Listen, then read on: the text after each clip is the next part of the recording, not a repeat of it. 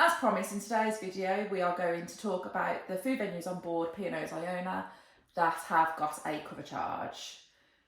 If you don't know us already, I'm Lizzie and this is Laura. Make sure you subscribe to our channel, and whilst you're there, click the bell for notifications. In our previous video we spoke about the venues that are free of charge, that are included in your cruise fare, so if you're interested in watching that, please go back and watch that video. We're going to start at the top of the ship and work our way down. So right up on deck 17, you'll find the Epicurean. This isn't actually a restaurant that we've ever eaten in all of our P&O cruises. It's just never been something we've got around to trying. We have even booked it and ended up cancelling on one cruise. Because the time was too early for us. Yeah, we couldn't get the time we wanted, essentially. It's a really popular restaurant and people do really enjoy eating there. It's a fine dining venue. And on Iona, also during the fjord season, you will find that there's a Norwegian tasting menu as one of the dining options in there. If you're going to eat in there, you're going to choose to eat there, give yourself a decent amount of time as well, because it does take a good couple of hours to eat in there. We were warned that by a member of staff, and from speaking to other people, we know it's taken quite a long time. Yeah, it's about the experience, isn't it? Then if you go down to deck 16, part of the buffet on the evening is transformed into the beach house. As stated on our previous video, the views from the buffet are brilliant, so it can be quite a special place to sit and eat in on the night time. Yeah, you can usually time for a sunset, which is lovely. The beach house is a lot of Caribbean style food, and again, it's one of our favourites. We always seem to end up here on the first night. Yeah, the beach house carries a cover charge, and you also have some items on the menu that have additional costs as well. Things like the lava rock steak. Yeah, and is it marshmallow fondue for a dessert? So there's fisherman's hanging kebab. Yeah, there's a few different items on the menu that you do have to pay an extra supplement in addition to the cover charge for. Menus on board Iona are slightly different than on the other ships. In fact, they seem to vary on the ships, to be honest. We've got some good old favourites on them, such as I love the sweet potato skins for a starter. Yeah, I always enjoy the chicken wings with the little mac and cheese bites. And then we both like the fajitas on board. Yeah, the sizzling packets are always great. And then desserts. Oh, you like the banana split, don't you? Do you like the banana split? To be honest, there's loads of good desserts. I usually struggle to choose. Whereas I don't like desserts. Like any of them. So the last time when we were on board Iona last, I asked if I could have just the pineapple, the rum infused pineapple without the rest of what you get with it. There was a lot of rum. I couldn't eat it. Down to deck 8 then, you'll come to Ripples, which is the ice cream parlour on board. In Ripples, they serve snowflake luxury gelato, which it's different to the ice cream you'll get after your meal in the dining room. We haven't really spent too much time in here. They do serve an afternoon tea, an ice cream afternoon tea, which is supposed to be for one, but it's enormous. There's a lot on it. Yeah. We've seen a few people say that it could easily stretch to covering 2 people. And I have had an ice cream cone from there, which was really, really tasty. And you can also do like a create your own like Magnum style ice cream as well in there. So some really nice options and great on a hot day. Also on deck 8, in the atrium area, you have the Keeling Cow, and it's divided almost into 2 halves. The one half is where you can sit and have a drink in the bar area, and the other half of the atrium is where you would sit and eat. The items in the Keeling Cow have a cost rather than a cover charge for the restaurant, and they vary in price. Yeah. So we'd never eaten in here into the last cruise because Laura's not a massive fan of steak. I don't like steak at all. So she was worried that she would not like anything in there. However, there is a real wide choice on the menu. Anyone like me that doesn't enjoy steak, there are still some really good options. There's a burger on the menu, but there's also, neither of us actually had steak when we went. There's somebody we spoke to had like the vegetarian curry, and said it was one of the best things I'd ever eaten. So yeah, it's not just for meat lovers. When we went to the Keeling Cow, we probably went a bit wild on starters and had like a sharing cheese starter, which was almost like a camembert, but it was an English cheese. So somebody's probably offended that I called it that. And then we had the sticky duck drumsticks, which were so nice. Basically, it was duck in bao buns. Yeah. It was one of the best things I think I've ever eaten. Yeah. I still think about it now.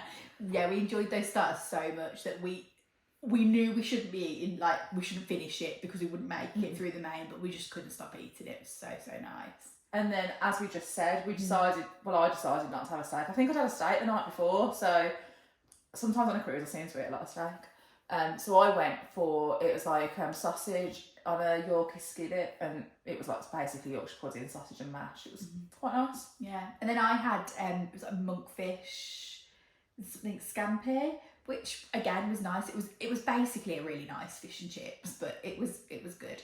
We absolutely couldn't manage any desserts in there, and that's one of the benefits of paying for each item individually, is that if you don't have a dessert, you haven't paid for it.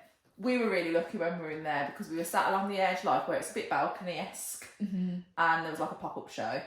Yeah, there was an aerialist doing, it was like astronauts and suitcases. It was, don't ask anybody to explain the story because I'm not sure what it was, but it was really a little good to girl watch. who had opened up a toy box. Was it? Yeah. And she's got like a ballet dancer and an astronaut, etc. in a toy box. You know.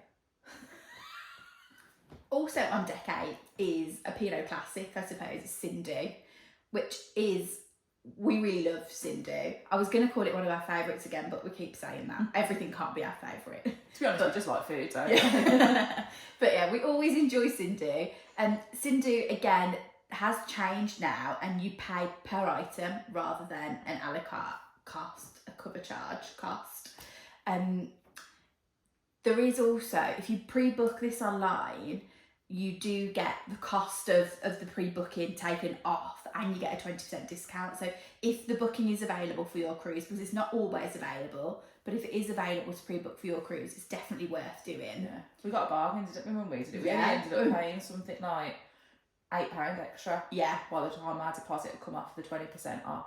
Yeah. And did we get our Peninsula Club discount as well? Yeah, you do get your Peninsula Club discount, so really good. Where it was quite a while ago since we went to Sindo. I think it might have been the Seacation. So it's when we went on the Seacation, it was Iona's second cruise, and we didn't enjoy Sindo on board Iona as much as we have on other ships. Yeah, it was actually the first time that we'd experienced the menu with the separate charged items, and some of the extras that you used to get were gone on this cruise, but they have crept back in again. So we've seen them back in on different ships. But I don't know if they are on Iona or not. Yeah. So if you don't know sort of the Sindhu menu, it's kind of like contemporary Indian food, isn't it? But you do get, so your main that you choose will be sort of contemporary, but you get some standard sort of Indian items served with it. Yeah. Some rice. Yeah, some little mini poppadoms, some like a dal. Like a Bombay potato type of thing as well.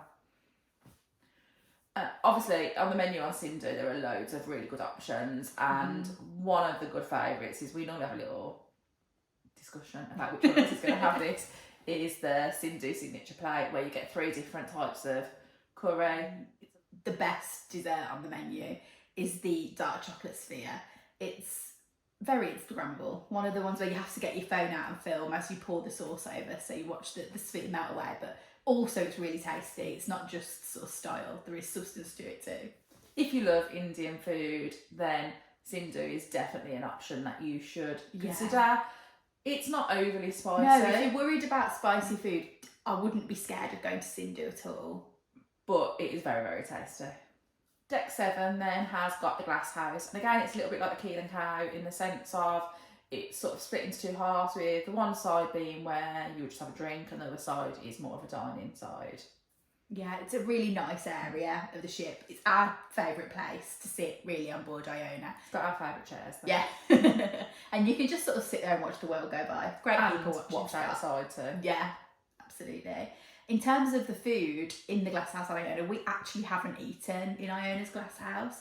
We do love the glass house on P&O, but there are just so many other options on Iona that we just have never squeezed it in really. The menu is slightly different to what you get on the rest of the fleet, so I suppose it doesn't jump out to us as much. Yeah, then we go down to the bottom of the atrium to deck 6, and on that bottom level you've got Vistas cafe bar, which isn't really a dining option, but you will find there's cakes available there. So this is essentially the Costa coffee on board Iona, And as part of that Costa coffee, there's a cabinet of cakes, which I'm always desperate to try, but Lizzie always ruins it for me because she doesn't like cakes. Never stopped her from having one. But I just feel a bit sad having one on my own.